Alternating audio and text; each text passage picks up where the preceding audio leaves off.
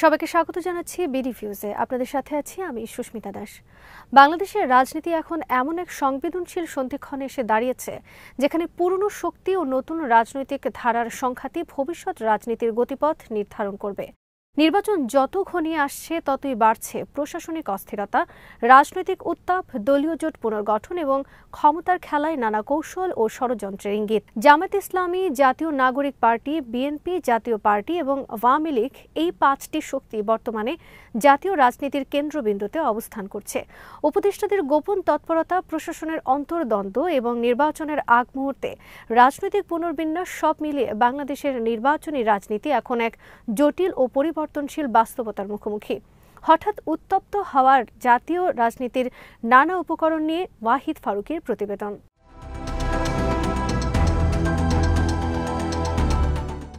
জামায়াতে ইসলামী বাংলাদেশের রাজনীতিতে একটি প্রভাবশালী নাম। জামাতকে নিয়ে আলোচনার সমালোচনারও অন্ত নেই। জামাতের দাবি, আদর্শিকভাবে মোকাবেলা করতে না পেরে জামাত নিয়ে অসংখ্য মিথ্যা ও গালগল্প তৈরি করে জনগণ থেকে জামাতকে দূরে ঠেলে দেওয়ার চেষ্টা করা হয়েছে। যদিও মুক্তিযুদ্ধের সময় পাকিস্তানের পক্ষে অবস্থান নেয়ায় তাদের একটি ঐতিহাসিক দায় রয়েছে, যা আজও তাদের গ্রহণযোগ্যতার ক্ষেত্রে প্রধান বাধা বলে অনেকেই দাবি করেন।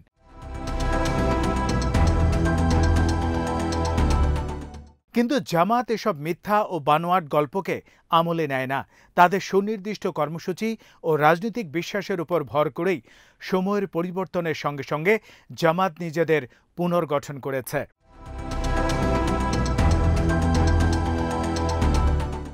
2013 সালে রেজিস্ট্রেশন বাতিলের পর দীর্ঘ এক দশকের রাজনৈতিক নির্বাসন শেষে 2025 সালের মাঝামাঝি সুপ্রিম কোর্ট তাদের রাজনৈতিক অধিকার পুনর্বহাল করেছে। এর মধ্য দিয়ে দলটি আবারও আনুষ্ঠানিক রাজনীতির ময়দানে ফিরেছে। সাম্প্রতিক সময়ে জামাত নতুন ভাষা ও নতুন ইমেজে নিজেদের উপস্থাপন করছে।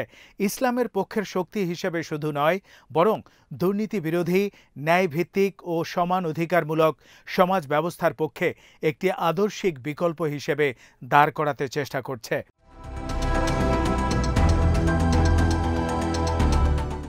অধ্যাপক মিয়া গোলাম পরওয়ারের সাম্প্রতিক বক্তব্য এই রূপান্তরের ইঙ্গিত বহন করে। তিনি বলেন, উপদেষ্টাদের কেউ কেউ প্রশাসনের সঙ্গে মিলে একটি দলকে ক্ষমতায় নিতে চাইছে, কিন্তু আমরা লেভেল প্লেইং ফিল্ড চাই, যেখানে সবাই সমান সুযোগ পাবে। এই বক্তব্যে একদিকে যেমন প্রশাসনিক প্রভাব ও নির্বাচনী কারসাজির বিরুদ্ধে অবস্থান দেখা যায়, তেমনি অন্যদিকে রয়েছে রাজনৈতিক বাস্তবতার স্বীকারোক্তি। নির্বাচন যতই ঘনিয়ে আসছে ততই বাড়ছে অস্থিরতা ও চাপ। জামায়াতের পরিকল্পনা এখন তিনটি স্তরে বিভক্ত। প্রথমত, শিক্ষা ব্যবস্থায় পরিবর্তন এনে সমতা ভিত্তিক সুযোগ সৃষ্টি করা। দ্বিতীয়ত, দুর্নীতির বিরুদ্ধে যুদ্ধ ঘোষণা ও বৈষম্যমুক্ত সমাজ গঠন। তৃতীয়ত, ন্যায় বিচার প্রতিষ্ঠার জন্য কোরআনের আইন সংসদে প্রস্তাব করা। দলটি এখন ইসলামী আইন ও আধুনিক রাষ্ট্রনীতির মিশ্রণ ঘটিয়ে নতুন এক রাজনৈতিক দর্শন গঠনের চেষ্টা করছে। তাদের বক্তব্যে দেখা যায় সুশাসনের বিপ্লব এর আহ্বান, যা অতীতের ইসলামী বিপ্লব বা শরিয়া ভিত্তিক রাষ্ট্র ধারণার চেয়ে তুলনামূলক নরম ও সমসাময়িক বাস্তবতার সঙ্গে সামঞ্জস্যপূর্ণ।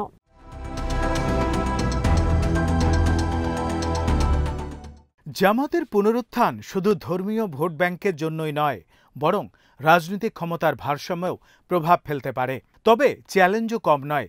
জামাতের বিরুদ্ধে পরিকল্পিত মুক্তিযুদ্ধ বিরোধী ইমেজ চাপিয়ে দেয়া, আন্তর্জাতিক পর্যায়ে বিতর্কিত করার প্রচেষ্টা এবং অতীতের সংঘাতপূর্ণ রাজনীতিকে জামাতের ঘাড়ে চাপিয়ে দেওয়ার প্রচেষ্টা, বিশেষ করে সেকুলার ও ভারতপন্থী বুদ্ধিজীবীদের তৈরি করা ন্যারেটিভ তাদের অন্যতম প্রধান বাধা।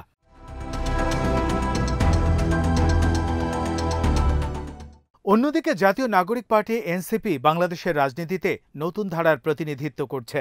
2024 সালের গণ আন্দোলনের পর ছাত্র ও নাগরিক সমাজের একাংশ এই দলটি গঠন করে, যার মূল লক্ষ্য সংস্কার, স্বচ্ছতা ও গণতন্ত্র পুনরুদ্ধার। এনসিপির রাজনৈতিক ভাষা তরুণমুখী এবং আদর্শিকভাবে প্রগতিশীল। তারা দাবি করছে দেশের পুরনো সব রাজনৈতিক দল একই মুদ্রার এপিটোপিট। উভয় রাজনীতিতে দুর্নীতি, পরিবারতন্ত্র ও বিদেশ নির্ভরতা গভীরভাবে প্রথিত। তাদের ধারণা, দেশকে নতুন রাজনৈতিক সংস্কারে নিয়ে যেতে হলে নাগরিক অংশগ্রহণ, প্রশাসনিক সংস্কার এবং গণভোট ভিত্তিক শাসন ব্যবস্থা প্রতিষ্ঠা করতে হবে।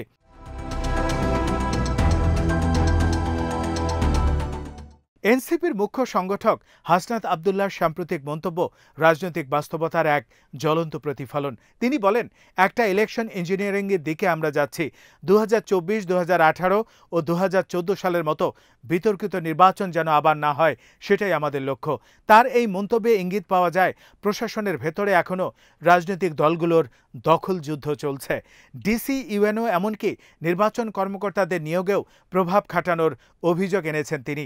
হাসনাতের ভাষায়, একটি রাজনৈতিক দল স্কুল কমিটি থেকে ব্যাংক নিয়ন্ত্রণ পর্যন্ত সব জায়গায় তাদের প্রভাব বিস্তার করেছে। নির্বাচনের আগেই তারা কেন্দ্র দখলের প্রস্তুতি নিয়েছে।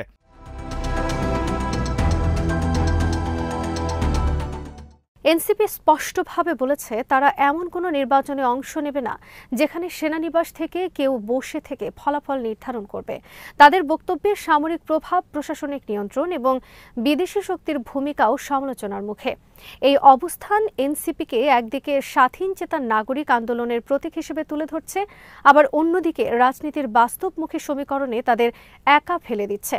কারণ বাংলাদেশে কোনো দল একা নির্বাচনে টিকে থাকতে পারে না। তাই এনসিপি যদি টিকে থাকতে চায় তাহলে তাদের জোট গঠন করতে হবে, আর সেই জোট হবে কাদের সঙ্গে, সেটি এখন সবচেয়ে বড় প্রশ্ন।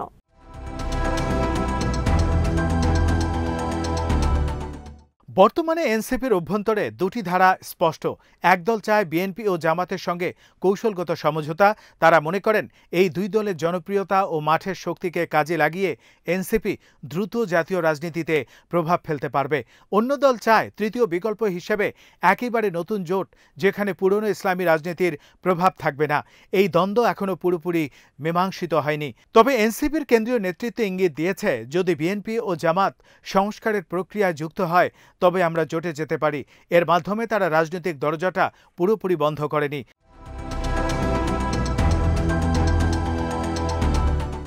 অন্যদিকে বিএনপি এখনও গণতন্ত্র পুনরুদ্ধারের স্লোগানে অবিচল।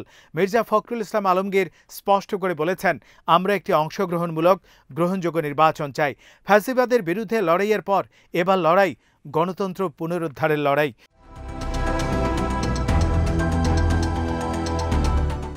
জাতীয় পার্টির অবস্থানও রাজনীতিতে এক ধরনের কৌতূহল তৈরি করেছে। দীর্ঘদিন ধরে তারা আওয়ামী লীগের সহযোগী দল হিসেবে কাজ করেছে, কিন্তু সাম্প্রতিক সময় তারা বলছে আওয়ামী লীগ ছাড়া নির্বাচনে অংশ নেবে না। এই বক্তব্য মূলত তারা নিজেদের অস্তিত্ব রক্ষার কৌশল হিসেবে দিচ্ছে। কারণ জাতীয় পার্টি জানে একা নির্বাচনে গেলে তারা মাঠে টিকবে না।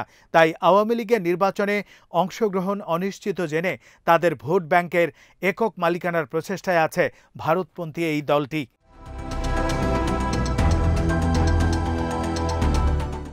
এদিকে এনসিপির সদস্য সচিব আক্তার হোসেন বলেছেন, আওয়ামী লীগ ও জাতীয় পার্টিকে পুনর্বাসন করা হলে বাংলাদেশ ভারতের করদ রাজ্যে পরিণত হবে।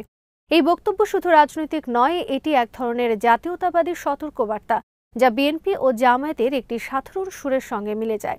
অর্থাৎ এনসিপি তাদের বক্তব্যে একদিকে ইসলামী রাজনীতিকে প্রত্যাখ্যান করছে, অন্যদিকে জাতীয় সার্বভৌমত্বের প্রশ্নে জামায়াত বিএনপির ভাবধারার কাছাকাছি অবস্থান নিচ্ছে। এই দ্বৈততা এনসিপির ভবিষ্যৎ রাজনীতিকে জটিল করে তুলতে পারে।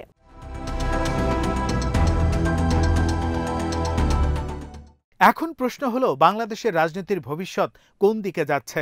প্রথমত, নির্বাচন যত ঘনিয়ে আসছে প্রশাসনিক প্রভাব ও রাজনৈতিক ষড়যন্ত্রের অভিযোগ তত বাড়ছে। দ্বিতীয়ত, নতুন দলগুলো যেমন এনসিপি বা জামাত নিজেদের পুনর্গঠন করছে, পুরনো দলগুলো নিজেদের অস্তিত্ব টিকিয়ে রাখতে কৌশলগত পুনর্বিন্যাসে ব্যস্ত। তৃতীয়ত, নির্বাচনে কে অংশ নেবে আর কে নেবে না সেটি এখন রাজনীতির কেন্দ্রবিন্দু।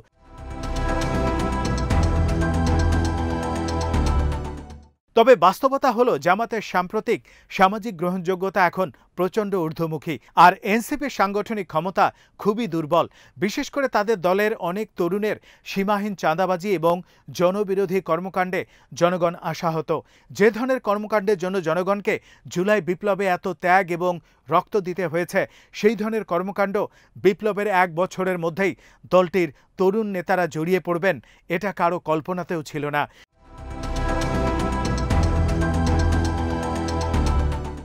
সেই দিক থেকে সবচেয়ে ভালো এবং গ্রহণযোগ্য অবস্থানে আছে জামাত। রাজনৈতিক বোদ্ধারা মনে করছেন জুলাইয়ের আকাঙ্ক্ষাকে একমাত্র জামাতই ধারণ করতে পেরেছে। তার ফলও তারা সারা দেশের ছাত্র সংসদ নির্বাচনগুলোতে নিরঙ্কুশ বিজয়ের মধ্য দিয়ে পেয়ে গেছে। ফলে এনসিপিকে নিয়ে জোট যতই সম্ভাবনাময় হোক তা কার্যকর করতে হলে প্রয়োজন শক্তিশালী রাজনৈতিক কাঠামো, গ্রামীণ পর্যায়ের বিস্তার এবং জনগণের বিশ্বাস পুনরুদ্ধার করা।